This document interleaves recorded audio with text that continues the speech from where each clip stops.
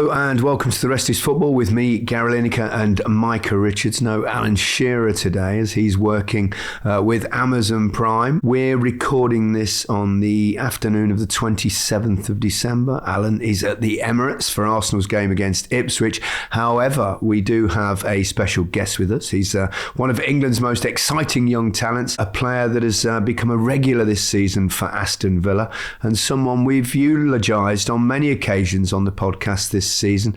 A very warm welcome to Morgan Rogers. Thank you, Morgan. There's only one Morgan Rogers! Yes!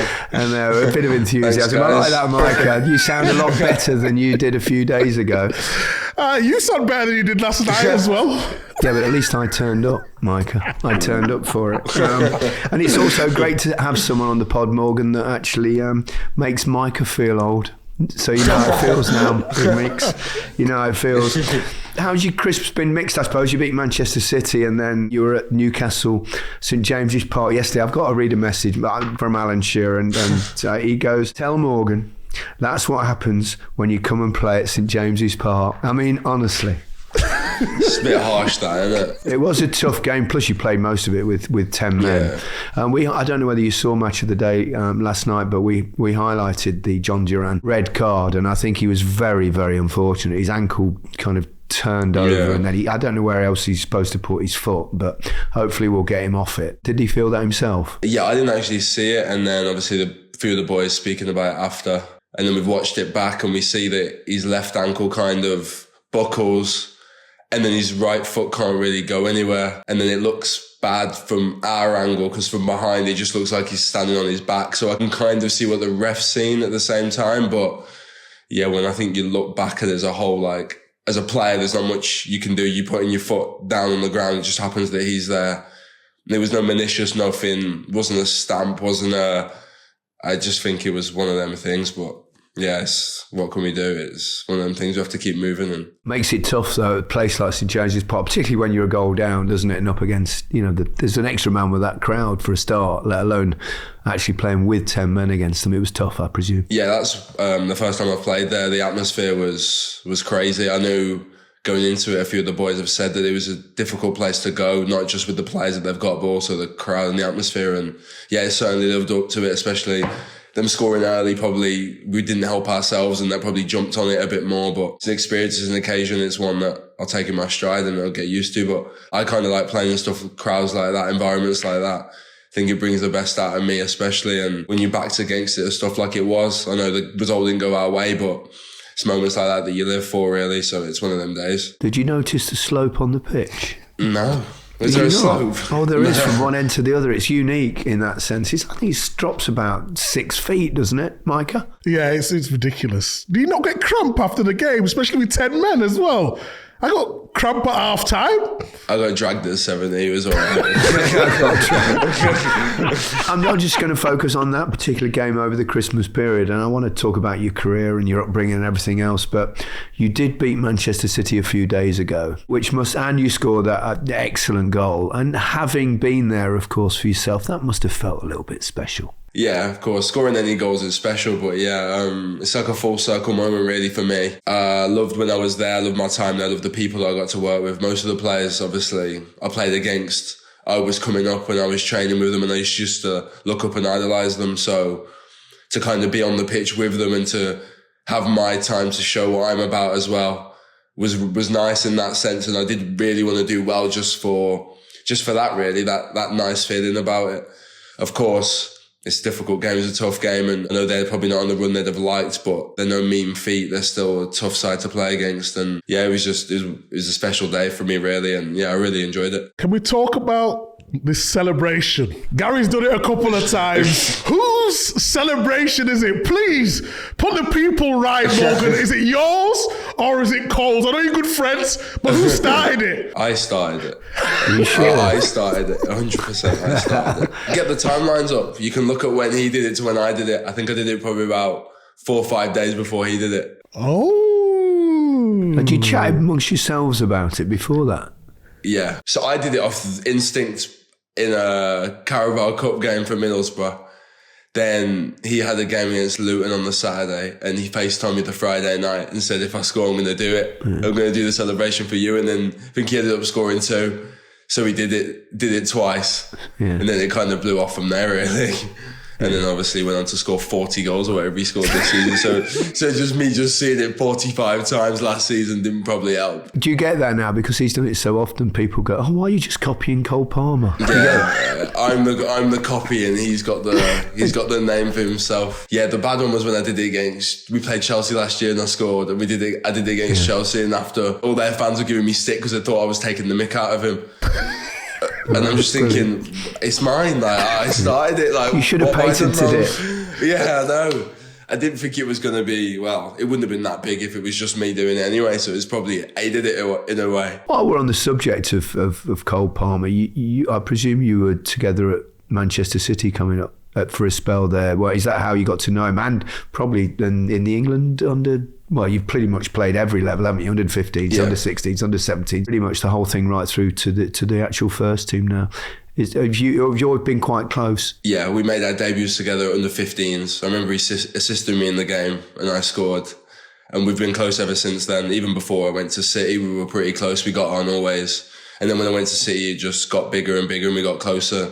Not just football, more off the pitch as well, because when I was at City, he was with the 18s and I was more with the 23s. So we actually didn't play together a whole load of times, mainly youth cup and stuff.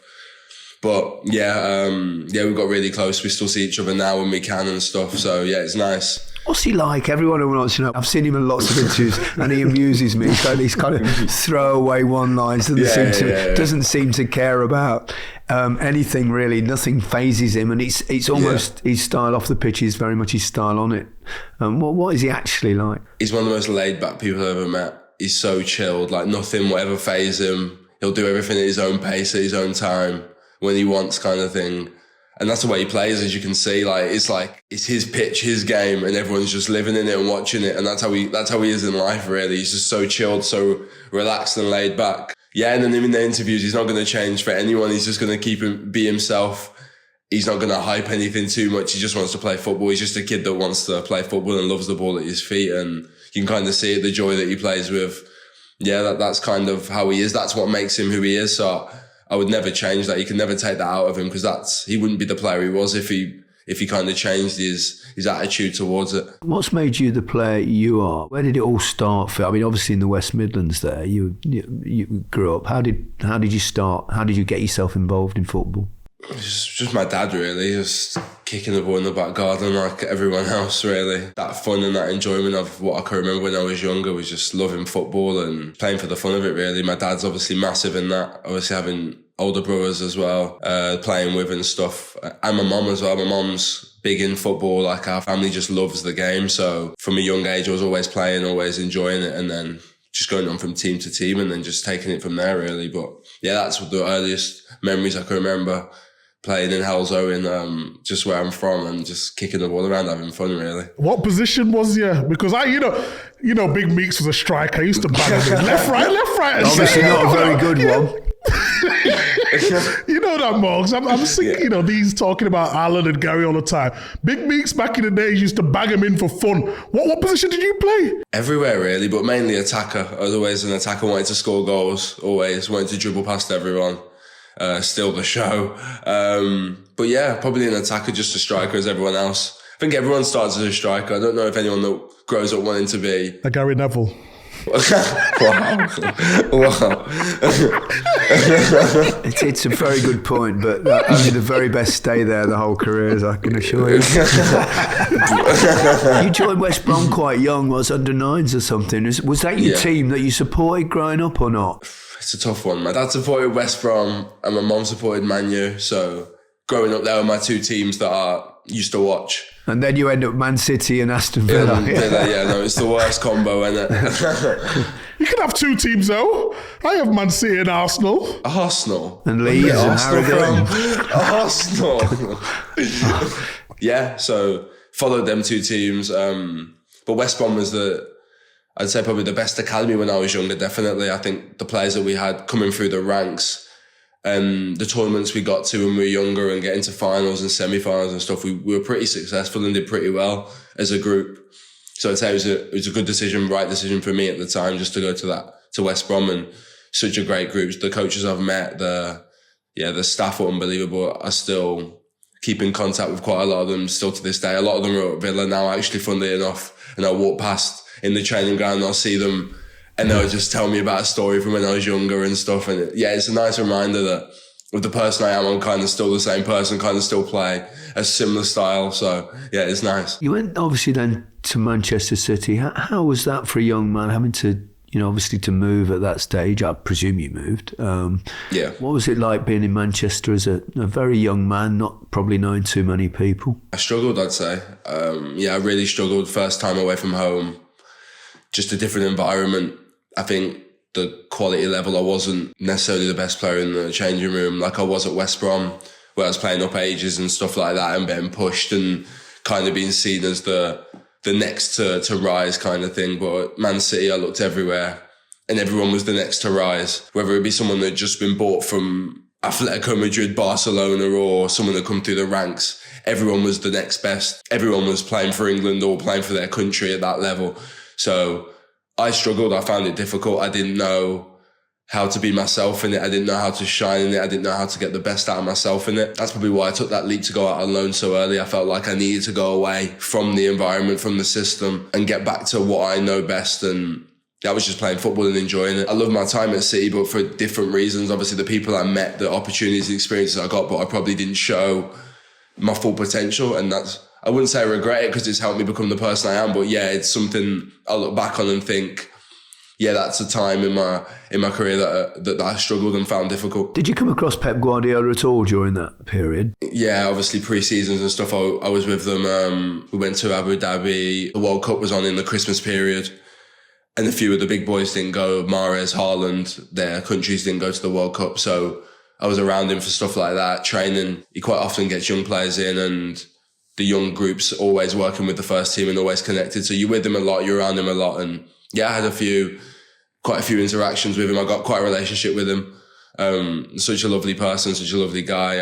Always put his arm around me, make sure I was okay, and always tried to help me, even when he didn't need to and he was focused on the game on the weekend or bigger things, Champions League games and whatnot. He'd still give that time of day to me and make sure I'm okay and look after me and help me. So yeah, that will always stick with me. And it's interesting you should say that, because I think a lot of people, you judge perhaps managers, don't we, by their pre and post match interviews, and he can be quite savage and almost monosyllabic at times and appear a little bit grumpy. But it's interesting to get that perspective of how he is with his players, because I think he'll also always defend his players publicly, won't he? We've seen that over the years. Even in this period, I've not seen him once be critical of his players. No, we're playing fine. This is happening, blah, blah, blah, football. But you can see he's very much a player manager, isn't he? Player coach, yeah? Yeah, 100%. He cares about players. He cares about their interests. He's a warming kind of thing when you're speaking to him. Like you can see he generally cares, and it might be a little thing, and it might be a thing that you think everyone does, but I can assure you they don't. And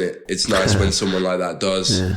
And yeah, you do take a shine to him, and then I don't even need to get onto the technical aspect of it and how good he is in that side of it and the tactical side of it, because everyone speaks volumes of what he does with each team and stuff. So yeah, he's a lovely person, and yeah, I had the pleasure to work with him. It was really nice, and then had a little moment with him last season when we played them, and then this season, which was nice. A little kind of like compliment. Obviously, I know they just lost, but the compliment in the ear was really nice. And what did he say? He was so good.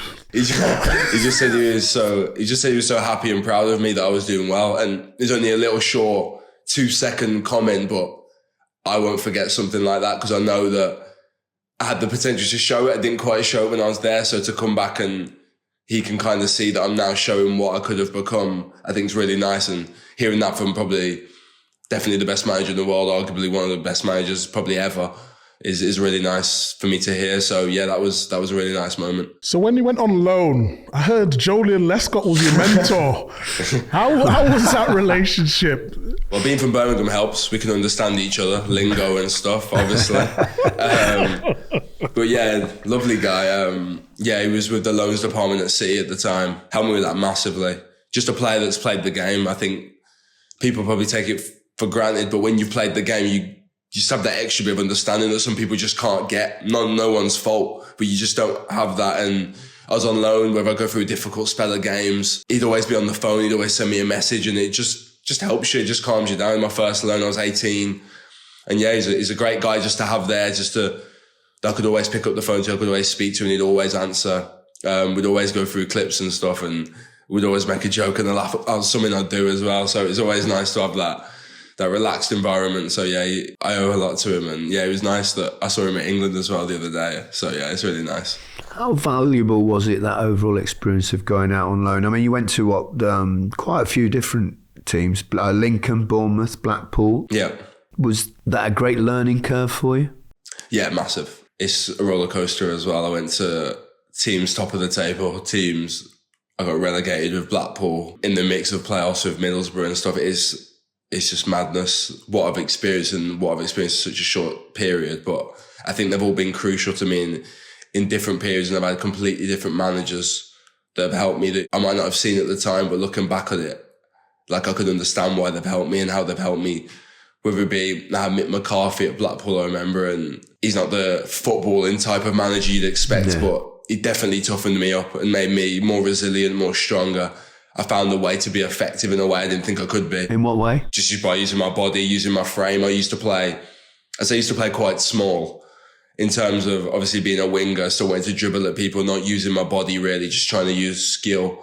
But he helped me use my body and hold the ball up and be strong. And then, yeah, stuff like that. These little details that have probably helped me that I didn't expect, that you don't expect at a time, because you think, I just want to play football and have fun and score goals and whip it in the top corner. But football's a lot more than just that. And all them experiences are valuable for me. I know everyone's career and path's completely different, but mine was definitely necessary for where I wanted to get to and where I wanted to be. Yeah, I mean, were there ever times in there, I mean, it can't be that easy, you're playing a different club in a different league and a different position in the table. Do you have any doubts creep in as to actually whether you're going to actually reach the top or not? Of course. I'd be lying if I said there wasn't. I always had full belief in my ability, but if you don't go and show it on a weekend, which sometimes I wouldn't, you'd still start to think in your head, am I ever going to reach the level that I know or the potential that I know I can reach? Yeah, it's hard. Obviously, it's a mental battle within yourself, but I had good people around me that helped me, that kept me on the goal, on the task at hand. And then, yeah, just trying to show what I can do when I can. And luckily, it's all worked out in the end. But yeah, it was difficult at times. It was good at times. Obviously, met different people along the way, but having that family and that support around me, I think was the big one for me. When I was away from home and I wasn't in teams and stuff and I weren't playing, I was thinking, you think you can start overthinking it when you're on your own, but they were always a phone call away, and it really helped me focus on what needed to be focused on. You know when I knew you was going to be a star? I think I'm getting this right. You played for Middlesbrough in the FA Cup, and I thought you was about 31. Seriously. I was like... Am I aging that much? It's because you've dyed your hair the same colour as mine. That's why. But Jolin used to talk about you all the time, saying we've got this skill at Man City, he can be whatever he wants to be. And then I was doing Middlesbrough, and because we can't watch the Championship every week because we're working at the Premier League. And I seen Rodgers, I was like, it's not the guy Jolin's talking about. He's gone somewhere else or whatever. And then I just remember in the game, he absolutely bossed it. And I thought, this guy is a joke. Why have I not seen his career? And then this was, a couple of years ago now. So you would only been young. That's when I knew if you could do it at that level, in that environment, it was freezing. I remember the conditions were freezing. I was like, this guy is going to be a star. So to see your development from then to now going to Villa, and you talked about your positioning, you mentioned Mick McCarthy using your body, the way you now roll players and able to accelerate away from players now, it's just a joy to watch. Yeah, it's funny in Middlesbrough the way it went, because I started the season starting. We didn't win any games. I think he chopped and changed the team every time trying to find the winning formula. Then it was drop Morgan, and that was the winning formula. We were out. And I think we went on a 12-game winning streak. Me coming on the last 5 minutes is working a treat. And then all of a sudden, just before that game, I started to pick up momentum and then play again. But football's all about momentum. And when I'm on a confident, rich vein of form, feeling good, you look a completely miles different player to when you're that kid out of form that can't get a kick or can't roll his man or looks weak and looks slow. So it's just the way football goes. Was there a moment at all where you thought, yeah, I've got it? I mean, you never want to get too carried away with yourself, obviously, because you're still very young in your career. But that point where, you wanted to get into the Premier League and stuff and you suddenly thought, yes, this is it. Probably that Arsenal game, start of the season, just because obviously the calibre of team we were playing against. Last season, I kind of dipped my toe in of the Premier League. I kind of felt how it was, had some good games, had some indifferent games, was kind of getting the feel of it. And this season I wanted to really start and kick on well, and for that performance early on in the season, let me know that I can mix it with the best players. I always have the ability in the back of my head going into the games that I can, but if you haven't shown it, there's no proof of it. And to show it the way I did, I know we didn't win the game, and that was frustrating for me because I hate losing. Yeah, that kind of made me think, all right, that could be my level now. Let's always try and reach that level and reach that standard that I've now set myself. And that's what I'm trying to do. And that's what I continue trying to do every day. Okay, Morgan. We'll come to Aston Villa, and I want to talk about all things England youth teams and the first team as well after this little break. Welcome back to the Rest is Football with Micah Richards, me, Gary Lineker, and today our special guest, Morgan Rogers of Aston Villa and England. Morgan Rogers! Before we go on, I have to admit, you've been in my fantasy football all Here we season. go. Bargain. More than a bargain. You're not going to say you took him out, are you? In the Man City game, I thought, you know what? So you used your Man City heart. I just thought Man City are going to bounce back. They've got to bounce back somehow, somewhere. I took you out. You got a goal and an assist. And then your price has gone up, so I can't even get you back in. So I apologise. It's fine. It is fine. I understand how it is. But Kulusevski's coming out, don't worry. He's had his little run now. He's going back in, don't worry. Just out of interest, because I'm constantly surrounded by these obsessive fantasy football players, Micah, my sons, it's everywhere. Do the players do it? A few of them do, yeah. Yeah. A few get on it. Middlesbrough was pretty big. We were all in on it and trying to get links any way you could. A few of the boys played England 10 years before, and we're trying to get links from. Yeah. Someone told me that he's injured this weekend. hasn't spoke to him in 5 years, and you've just got you haven't just texted him asking him if someone's injured. Do they all pick themselves? Nah, not really. I think they're playing to win. Playing to win. Can't score every week, can you?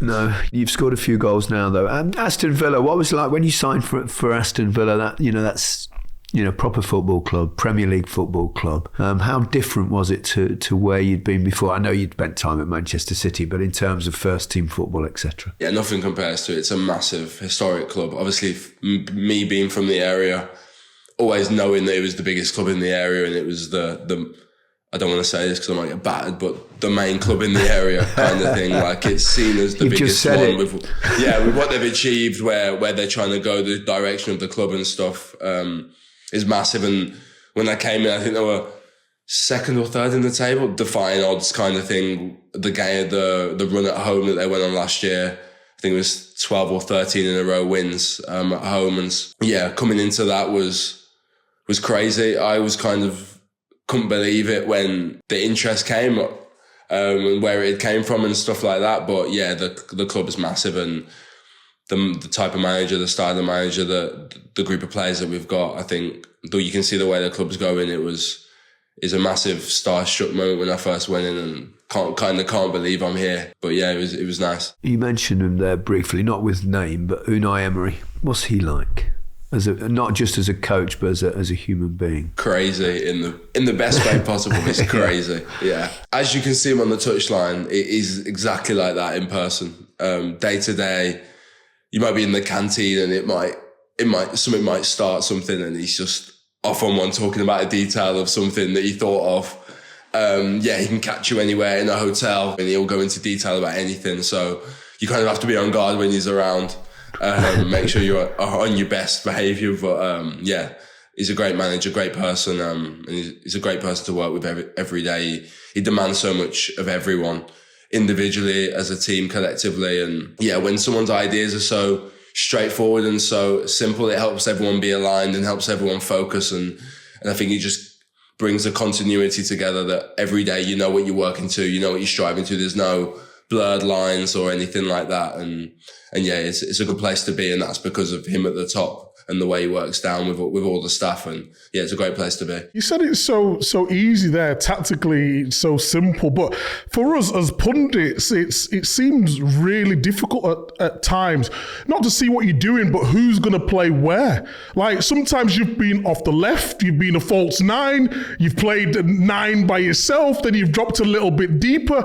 How easy is it to, if you know you're doing something tactically for one position, but then being able to go into another position easily for the team? How easy is that to do? I don't think it's as difficult. Someone like John McGinn, I think's incredibly difficult. I remember he was telling me the other day he played 4 games in a row and not one were in the same position. He played on the right, he played on the left, he plays with number 10 and he plays a deep midfielder. I think that's incredibly difficult. My one's kind of, he wants me to be the same me, just maybe in a different area of the pitch. So it's just about adapting this where I'm starting, my starting position, but he still wants the same thing from me. What is it that he wants from you, Morgan? When you say he wants the best me or certain me, what is it? His big thing for me is my individual duels. Make sure I win them. They're massive. Especially now, a lot of the times I'm being marked a lot in games constantly, and it's about winning them. He wants me to get the ball in with the guy up behind me, and he wants me to wriggle and roll them in the middle of the pitch, to commit players, to beat players. That's our way of kind of playing out. If a team comes man to man with us, he relies on me, not just me, other players as well, to win their duels and to beat their man, if possible, to take touches on the ball. And that's what he's big on. And sometimes you get it right, sometimes you get it wrong. He lives with that. He puts the responsibility on him if we get it wrong, which is nice. But yeah, we demand ourselves a lot to win our individual battles in the game and come out on top. And yeah, it's about you beat him at the end of the day. And I know in the middle of the pitch, it can be quite difficult, can be quite crowded, but that's where you win and lose games. That's where you open teams up when you want to attack, but you can also concede chances if you don't. So we work on it every day, and yeah, it's just about that. That's the biggest thing for me, is just them duels, them battles in the middle of the pitch, to wriggle my man, to roll my man, to beat my man, and then to create opportunities. You talked earlier about being a winger. You're more than that now, aren't you? Playing more centrally. And where do you really love to play? Probably more central. I like being involved in the game. I think out wide you can get a bit bogged down, a bit stuck out wide. You're waiting kind of for something to happen. Whereas I think in the middle I can make stuff happen kind of thing, even if a second ball or a ricochet can just accidentally fall to you, and you can kind of make something of it even if you're not getting the ball. And that's what you have to do sometimes. And I enjoy that. I enjoy the battle. I enjoy the physical battle in midfield. Michael Carrick was probably the first person that actually put me there when I was at Middlesbrough. I started playing more centrally at Middlesbrough. I was always a winger growing up at City when I was on loan. Then I became more central at Middlesbrough, so I've had to work on receiving the ball in tight areas, receiving it in little pockets of space, and understanding where to get on the ball and stuff, and adapt my game that way. But I'll probably say I enjoy central, but I don't mind playing out wide. I played there for England at every age group. I've always played out wide. When you've got technicians that we do at England playing in them pockets, it's probably hard to knock them out. So playing out wide is probably easier for me. Got more space to dribble and to drive, so wherever the game is, every game's different. So wherever the space is, I want to play really. Like against City, out wide was a bit better than centrally against City because they're quite narrow. So it just depends on the game really and what the game brings. And Micah alluded to the fact that the way you drive with the ball and go past players so effortlessly, almost a little bit like Jude Bellingham as well. Obviously another lad from that area that you come on, and someone you must know well as well. Do you see comparisons with him and you in terms of your style of play? Yeah, similar. I think he's more of an all-round midfielder. When I watch him, I think he's at his best when he's doing everything. Yeah. I think he's one of them players that can just do everything, and whatever he does, 9 times out of 10 is going to work, going to be really good. Whereas I'm probably a bit more of attacking, whereas he can do probably better the defensive side and the all-round game. So I think he's probably more of a genuine midfielder than me. But yeah, I kind of see the comparisons of obviously our size, our strength, the way we turn players. I can kind of see the comparisons, but I think we are a bit different. And yeah, I don't want to compare myself with someone like that. The way he's going at the moment, I'll end up going under. Could you see how special he was when in the earlier days? Yeah, from young. He played up an age group for England, probably about 5'5", 5'4" at the time. Yeah. But used to play in the pockets, and he had all the technical ability in the world. So now that he's got bigger and still got that technical ability, that's what makes him so special. He never had strength, size, speed to rely on when he was younger. He relied solely on his ability on the ball because of how small he was. So that when he did grow into his body, still having that skill with the size makes him unstoppable and the power. And that's why he's so unique and so universal in terms of the way he plays. Like, no one plays like him. No one can match him in all departments of the game. If you match him in one, you'll probably lose out with him in another. That's why he's probably a cut above the rest in that aspect of a midfielder. So yeah, that's why he's doing so well and dominating. What are your ambitions going ahead? Because you're only, 22 now? You've just broken in. You've had a couple of caps now, haven't you? As well as obviously playing at all different sort of levels. Let's say in terms of England, is that the next goal? Yeah, I want to be a mainstay in the squad. I want to play the games. I want to play in big tournaments. I want to compete. I feel like I'm getting to that level. It's just about being consistent with it. I think I'm hitting the level of the other players. I think, as I said, it's just about my consistency. That's what gets you in England squads. That's what sets you from the rest of the Premier League, and being in the top tier of that is the consistency, the churning performances out week in, week out, and kind of knowing when you're watching me, knowing what you're going to get from me, and not it being a flick of a coin whether you get he was okay today or he was outstanding. I want to be that consistent to great every week, and it's about finding that. I think I'm getting better as the season's gone on. I think I've had a few sticky periods where it hasn't gone quite my way, which is understandable, but as long as I'm doing the right things, I'm trying to do the right things. I know that positive things will still come from it. And that is the goal. And I know what I need to do to get to that, but I know I'm well within my reach and I'm well within my capabilities to do that. So I just see it as an exciting challenge ahead to compete with the best players in England. And I think I'm in the mix too. And it's just about who performs the best consistently on the day and who does the best, and that's what I'm looking forward to. Can I just ask about the Premier League and the physicality of it? How much are you midfielders running in the games at this moment in time? Because it feels to me like the game's getting quicker. It looks like you're going through more. Obviously, you wear the vest, don't you, with the GPSs, and you know exactly what you're running. Yeah. Thank God they didn't have that in our mind. But it just seems like it's ridiculous now. And obviously, you mentioned about yourself and like it's gone well, some games you're not being happy with. But I think the good thing about especially the team that you're in, it always looks like you are better than the other team when it comes to running stats. You just overrun them all the time at any moment. Yes, you're going to lose some games. Yes, you're going to win some games. But that physical demand that you put in on your body every week, what sort of numbers would you be running as a midfielder now in the Premier League? Average, probably around 11K, 11 and a half, probably average. Then when we play the big teams, it probably gets up close to 12. But around 11, I'd say is the minimum. I think our group's so good that we've got so many players that are just hard-working players at the end of the day. We all want to work hard for the team. And our game plan, our style's a lot about running as well. Of course, when they keep possession and stuff like that, but we're so deadly on the counter-attack and playing quick when we need to that sometimes our games probably not of how we'd like turn into basketball games, turn end to end and you're running there and back. But it's just part of the game. I think nutrition and all stuff like that, sleep, recovery has all come such a long way that you got to be ready for the games, and it is what it is. You got to play through injuries, play through battles, but it's fun. How is your nutrition? Because mine was shocking when I used to Chinese chicken wings, salt and pepper ribs, special fried rice. Half time. This is half time.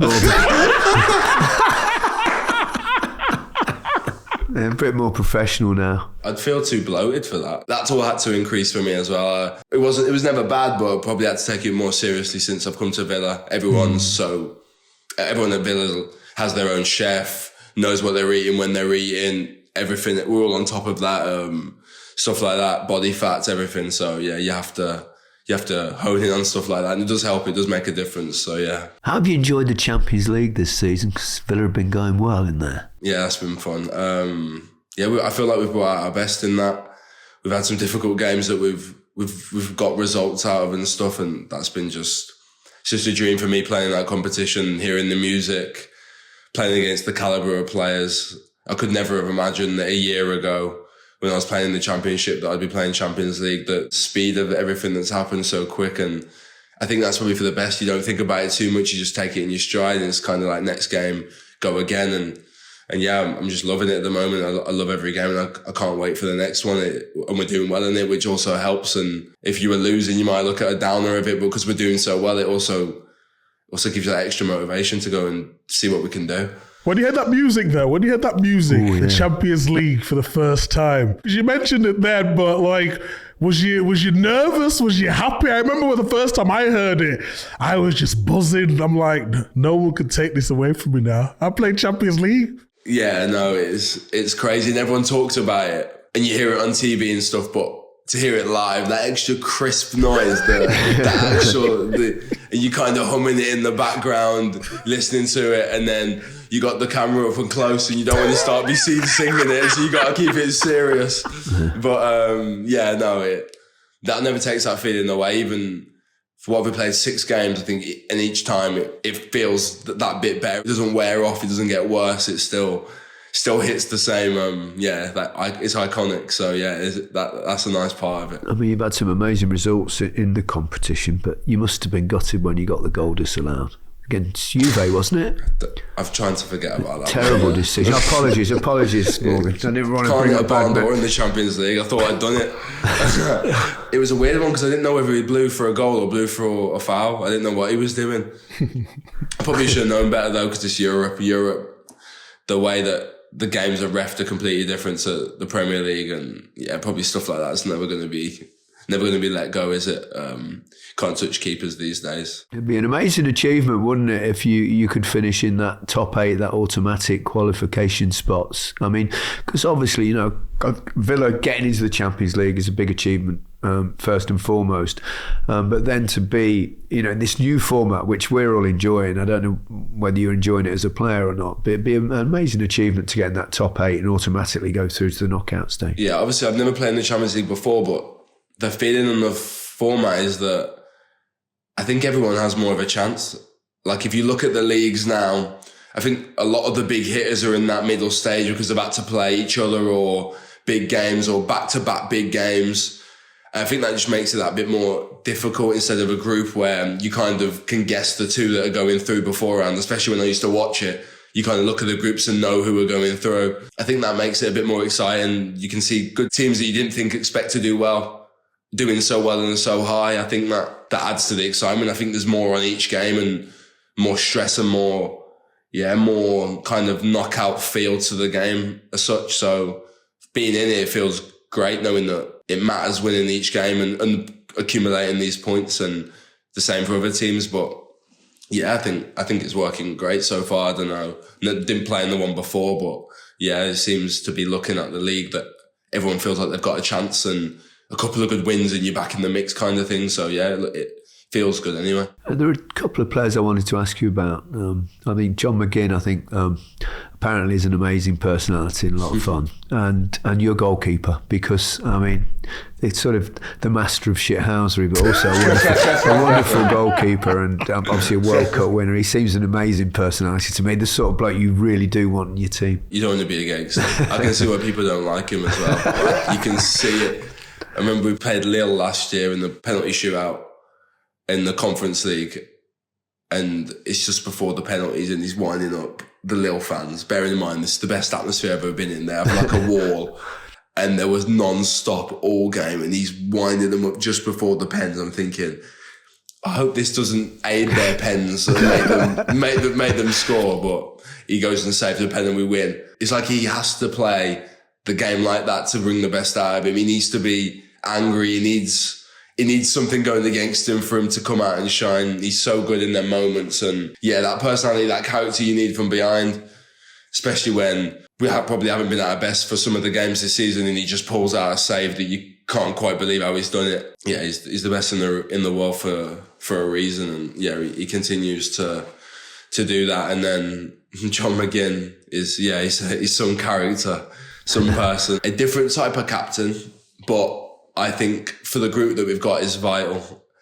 He's not too hard on everyone. He kind of is one of them people that tries to understand everyone and tries to get along with everyone and understand where they're coming from, and kind of that player captain in terms of he's all for the players, he's all about the players, he's all about protecting us, and he'll be the one to take stuff before anyone else. And in the media, he'll always go out and speak on our behalf and stuff. So he's a great leader in probably a different way. And then by example, in just everything he does on the pitch, the heart, the determination, the hunger that he plays with, it just rubs off on everyone else. And he's kind of our tempo setter in big games. Remember the City one after 20 seconds, he wins the ball in the halfway line, we almost score. He gets us going, and to have them two characters are massive, and especially for someone like me and a few of the other young players coming in and trying to learn our trade, having them to look up to is really big, who've experienced what they've experienced and can help you through situations. It's good to have big leaders like that. It must be also very good to have two top-class strikers up top.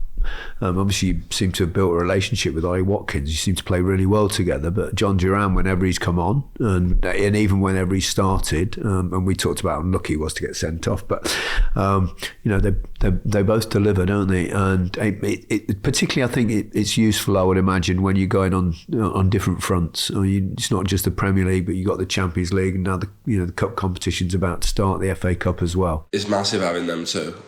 Honestly, both of them in different ways are massive to the way we want to play and to how we play. And Ollie had the summer he did with England, but he did that having struggled with fitness throughout the tournament, and then coming into the season was struggling. And then John stepped up. I think he won I think in our first 5 games, he'd scored the winner in 3 or 4 of them. And it was massive, and we needed that because we relied so much on Ollie last year with his goals and his assists, that we knew that we need other people to step up. Me included, everyone included, and John was that person that did that at the start of the season, and he's just kept going. He's just kept being relentless. We know what Ollie brings. I think everyone in this country knows how important Ollie is to our team and how vital he is. But the surprise is obviously John, and how well he's done and how far he's come from such a short space of time is massive. And I think them two bring the best out of each other because they're competing now. Whereas before, maybe they weren't. It was just always Ollie would play and he'd come off the bench. Now there's a genuine competition there because John's improving and developing, not just with his goals, but his all-round play as well, and defending everything about it, because obviously it's difficult. He's still young, still trying to learn the game and develop as well. And it's mad that we've got two strikers that perform so well and score so much goals and help so much, and to play with both of them, it's good. I'm just trying to get them as much goals as I can when I'm playing, and try and help them the best I can. What do you think you need perhaps to work on most in your game, Morgan? I think Alan and myself and Micah, we said, you seem to be such an all-round package, perhaps finishing. Or is that a fair criticism, or not necessarily a criticism, but something that you need to... Yeah, 100%. That's why I was so satisfied with the City game, because it's all hard work of me dribbling 50 yards up the pitch, 60 yards up the pitch. But if I'm not getting the goals and assists, or even the team getting goals and assists, it means nothing to me. I've been a bit disappointed this season with how I've done the hard work in a lot of games, and then that final bit just hasn't been decisive enough, being clean enough, being clinical enough. And I know I've got the quality and the ability to do so. I've shown it on occasions and at times, and I know I can do it more consistently. So it's just about doing it, but I'll keep working, I'll keep improving. I'm not the finished article. I know I've got a lot to improve on, to get better on, but that's one definitely. I'd just in and around the box, just to be cleaner and sharper, and to take more chances. It sounds easy, I know it's difficult, but I know it will come, and I know I'll be fine. As long as my performances are there, that's the most important thing. First and foremost, I'm not a player that's too bogged down on stats. I prefer a good performance over just a goal and go home. So I don't think about it too much, but of course it's something I want to add to my game and I want to improve on and compete with the best who are all churning out goals and assists for fun. That's why Mike has left you out his fantasy team. You're not bogged down with stats. Is there a fantasy for all-round performance, or is it just stats? So I mean... Well, hold on. I've been banging the drum for you for England for the last year now. I've been banging that drum. I started it. I started the Morgan Rogers fan club. Match of the day, Sky. I was banging it. Morgan, I need more from you. That's all I'm saying. I played the game of my life against Arsenal and he picks me up 2 points. There's nothing. My breakout game, best I've ever played. All of this, and I only get 2 points. I'm still getting abused for only getting 2 points. It's taking over the world. I've got one final question. I don't know about Micah, but I've got one final question. What's your dream? To win a major tournament with England and then to win the Premier League. That is the correct answer. Individual achievements, I know will come with that, but yeah, I think the team ones for me will be massive. Just they're the two that I've grew up thinking about. So yeah, I won't stop to try and win them. Well, Morgan, I must say we've all really enjoyed watching you play this season. We're really enjoying your progress. We wish you continued success and keep improving, keep getting better, and I'm sure you will. You've got so much quality in there. And good luck for the rest of the season and for your career. It's been an absolute delight to talk to you. Thank you very much. Appreciate it, guys. Thank you. That's it for this episode of The Rest is Football. Goodbye from me. And goodbye from me.